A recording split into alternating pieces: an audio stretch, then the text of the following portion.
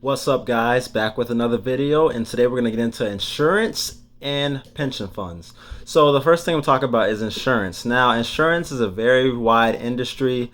A lot of times it may be a scam with life insurance or maybe health insurance sometimes. So you might be asking, well, what is the best thing to do now? Like I said, this is not advice. This is just from my personal experience, and I've been through a lot of life insurance companies so far throughout the past year, and the only thing I can really say is that MLMs are not a thing you want to be in unless you're ready to pretty much put in your whole life, like your whole life's work into it. Because whenever you join an MLM, and this is kind of off topic, so let me do it as the prelude to what the real topic is.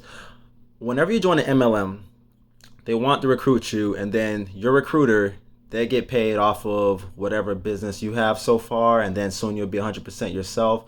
But then they get paid off for referral, I believe, and then after that, the person above them also gets that if they're their trainer.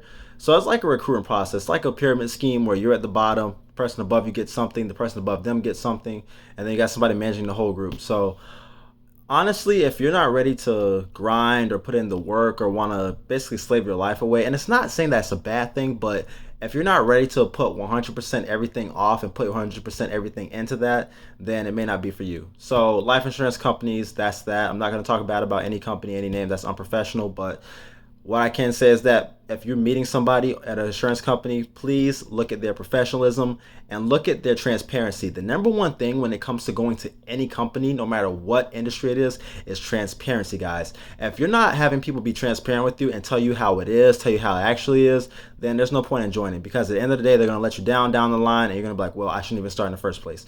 So let's get into insurances. Insurance premiums. So insurance premiums, when you're assuming the risk of the clients in return for a fee. So basically the insurance company is going to say, well, we're going to decide based upon your date of birth, so your age, and other factors that you have that are going to assume this risk for the fee that you're going to pay every month for insurance. And most people purchase insurance because they're risk averse, which means they obviously want to avoid a lot of risk happening to them. So the certainty equivalent equals the premium. So here's some fundamentals about insurance. Insurance is that there must be a relationship between the insured. So say if you're buying insurance, you're the insured and the beneficiary. So somebody who would suffer if it wasn't for the insurance. So let's say that you get life insurance and you're the insured. So say you're a parent of somebody and God forbid you die, something bad happens to you, and your beneficiary is your child or your mom or your dad or anybody that you put down as the beneficiary, the person that's going to take over if something bad happens to you. That life insurance will kick in and then it will go to them. Now, it depends on who you put percentages by or how you want to delegate it, but wherever you say that beneficiary can have it, that's where it's going to go. So say if you want to put 75% to your mom, 75% or 75% to your dad, or 25% to your sister, your brother, etc. Whatever ratio you have for it, that is what must be established, that relationship between the insured and the beneficiary, because you cannot put a life insurance policy on somebody else's life. Like, for example, they were telling us in school back at UT, you cannot buy a life insurance policy for Tom Brady and say, yeah, I wanted Tom Brady's name. You cannot do that. That's not possible at all. So there must be a relationship when you're buying insurance, if you're buying life insurance, etc., relationship between you and the beneficiary. So you cannot just go and say, hey, I want to buy this off on somebody else's benefit, or I want to put this on somebody else's name. You cannot do that. That's not legal. And the second thing is the insured must provide full and accurate information to the company. So here's the thing about this. You guys must provide accurate information. You cannot go ahead and lie and say, well, I don't have accidents and we have a lot of accidents, or you cannot say you have this and that is false, because at the end of the day, that's going to jack your premium up. And if you're not true about it, then they're going to probably cancel the policy, or they might be able to terminate it with you. But when you lie on your insurance application, it's going to come back to haunt you, because just tell the truth. Obviously, if you're not doing good, you're going to need a higher premium. But if you're doing okay, you're doing decent, you're doing great, then you get lower premium. It just depends on what happens to you. What are you doing? Are you risky? Do you have a lot of things going on? But overall, for this second point, we're going to tie this into a couple definitions later I'm talking about. So number 3, the insured is not to profit due to the coverage. So look, whenever you get insurance, you're not to profit from it. Now you're probably saying, well, that's absurd. Here's the thing about insurance. It's to cover you. So let's say you have house insurance. Let's say you're in a place like here in Florida. It floods a lot. You have flood insurance. So that flood insurance will cover everything. Now, they tell you to take a video, and this is a good tip. Take a video of your house whenever there's a hurricane coming or a big storm coming. Take a video of your house and all the necessary items. Now, obviously, you might not be able to get everything back, but say if your house floods and a lot of things are damaged, whatever is major there, and appliances, etc., those can be covered and returned to you by either cash or reimbursement, etc., from that insurance. Here's the thing about this. You may not get everything back, as I said, okay? So don't bank on it to get every single thing back. You lose your Xbox, you lose your video games, you might not get that back. But if you have, refrigerators, if you have washer and dryer, etc., you don't have any warranties on them, so that maybe the insurance will cover them, etc. You are not to profit due to that.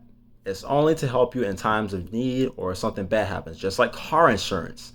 Now, car insurance, you might not get the whole value for your car. You may get your car paid off, but you might not get enough back to where you can put down a giant down payment on the car. You're not to profit from it. It's just to cover you in case of a loss.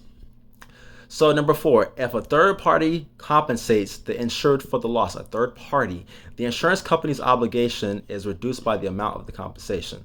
So that means that if a third party is compensating you, your insurance company, your base one, they have an obligation that is reduced because they are having a third party basically take care of you, whereas they're pretty much the parent just overlooking it. Number 5, insurance companies must have a large number of insured. Okay, so you're saying why would they have a large number of insured? Well, obviously it's to spread out the risk because, like I said, I'm going to get into 2 definitions that are very crucial to this whole topic. But whenever you have people as an insurance company, they're going to have multiple people, numerous people, just because of the fact that people are going to default sometimes, as in people are going to have a lot of risk in terms of what they put into a person for the insurance policies, because you don't want everybody having a loss for you. You don't want everybody saying, did a car accident, I'm in a flood zone, I have this and that happening. Insurance companies don't want to pay you out for every single thing you have. So they're going to pick people that don't have a lot of risk on them. So let's say you don't have an accident history. Cool. It's like, okay, I accept you. But let's say you've been to 5 accidents within the past 3 years. Insurance companies can be like, we might accept them, but at the same time, we're going to rocket your premium up sky high. Because if you get into an accident, we don't have time to be going through coverage claims because you keep getting into accidents. Because insurance companies are putting money on you, and they're saying, well, if they keep doing this, we got to pay them out so many times. We don't want them because they're losing money. Look, the world's a business. The world's trying to get profit out here. So insurance companies are going to pick people that have less risk on them. The loss must be quantifiable. So the loss must have a dollar amount. You're not talking about quality. You're not talking about how good your car looks. You're not talking about how good anything looks. It's about money. The loss must be quantifiable. Can you put a dollar amount to it? Now, number 7, insurance company must be able to compute the probability of the loss occurring. So they need to understand, like say you're in a flood zone. So they say, okay, well, over historical time periods, the data shows that this place may be flooded probably 9 times out of 10 or 90% of the time it will have a flood come through. May not be major or substantial storm surge, but a flood comes through. Now, the probability of you losing your house in a certain flood zone, they're going to compute that and they're going to say, well, okay, this is what we're going to put on it. This is going to be your premium for the house, for the flood insurance. So they must be able to compute the probability of the loss occurring. And asymmetric info, which means that one party has greater knowledge than the other party in terms of a transaction, plays a large role in the design of insurance products. So this is where things come in as a scam. So whenever you have an insurance company coming after you or saying, hey, you want to join us, or hey, we want to sell you our product, they have asymmetrical info, which means that you are the person that may not study on it, because let's face it, the average person does not even think about going to an insurance company and studying beforehand and saying, well, okay, this might seem good or not. Some people take it for face value and may study off the surface of it, but people don't go in depth really and say, okay, let me compare, let me contrast, let me make sure this is for me. So whenever you're going to an insurance company, please do your research. I tell you right now, please do your research. If you don't do your research, the asymmetric info is going to come back to haunt you, because companies will go over, and here's my personal experience. Like I said, I'm not talking bad. I'm not going to name any names from any companies, but let's just say that I recently talked to somebody about putting an application for life insurance, and they want me to do an IUL, which is Index Universal Life, and I looked at it, I did my research, and I'm like, well, okay, nothing's guaranteed, obviously, from the rate of the markets.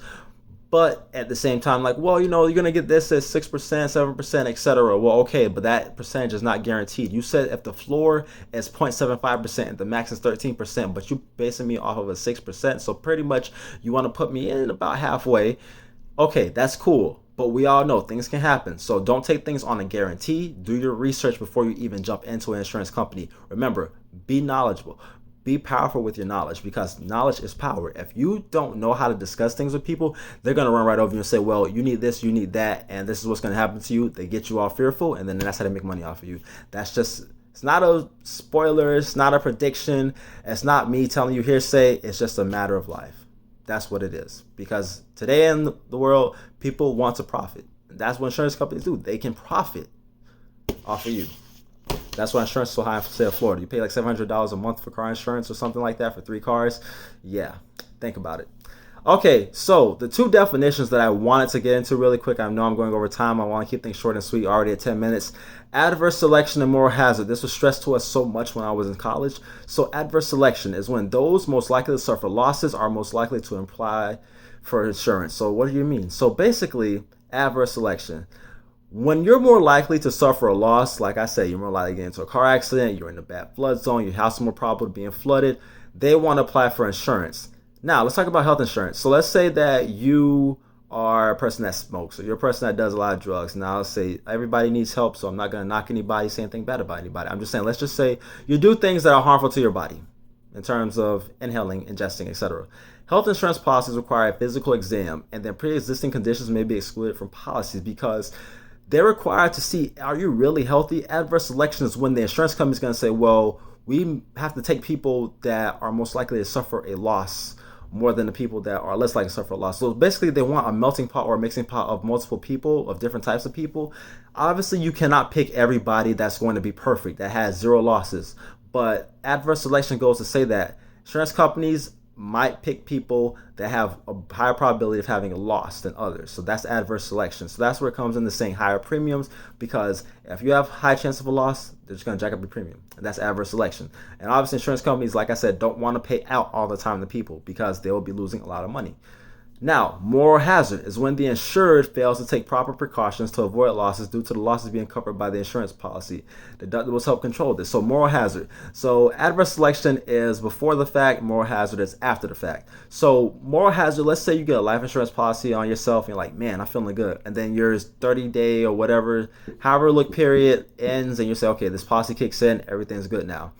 And I believe it's 2 years for suicide. Please do not quote me on this. I have to go back and check that. But I believe in college they told us that. So anyways, let's just say that you go and take a risk or you act a fool, and after the fact, that's moral hazard. So now you're like, oh man, if I have a loss now, the insurance company's going to cover it. I'm all fine. People commit insurance frauds all the time. So that's where fraud comes in, because moral hazard can happen when people want to commit fraud or people want to say, okay, this life insurance policy can take out so I could give it to my family if I do something bad to myself. So that is moral hazard. Adverse selection occurs before the fact. Insurance companies have to be smart and obviously selecting people, but they also have to select a large number of people to spread out that risk. So moral hazard, adverse selection are two critical things when it comes to insurance. And asymmetric info is another critical thing. I cannot tell you guys and stress it enough. Please do your research when going to insurance companies, when buying products. Tell them, give me some time to think about it. Research it a lot. Don't just jump in head first, because that will come back to bite you. And selling insurance, if you want to be an insurance agent, independent agents may sell insurance products of a number of different insurance companies. So let's say you're with, I don't really want to name names of people, but let's just say you're with somebody like Transamerica, or you're somebody that's going to be with a certain company, and you can sell things from Nationwide, etc., or Fidelity, when you want to sell accounts for brokerage or things like that. So you have multiple ways you can sell things from different companies, multiple sources, multiple streams. Exclusive agents only sell products of one company. So let's say you're just tied to Aflac and they have their own thing, so you just got to sell from them. And then the underwriter reviews each policy prior to acceptance. So the number of insurance companies have fallen steadily as well, because I guess some people just buy each other out, or people have a lot of losses happening. So like here in Florida, I know insurance companies probably straining themselves in the necks for this, but obviously we have a lot of hurricanes that happen, so a lot of people go out of business. And the main thing I want you guys to understand from this is that do your research, and that there's a lot of fundamentals when it comes to insurance. So don't get caught up in the basics of I need to buy, I need to buy. You need to say I need to research, I need to research. Then you get to go ahead and buy. So I got a part 2 coming on this, because we want to go further in depth with this, guys. Thank you so much for watching this one. Hope it was informative. Please tune in for the next video. I'll catch you guys next week.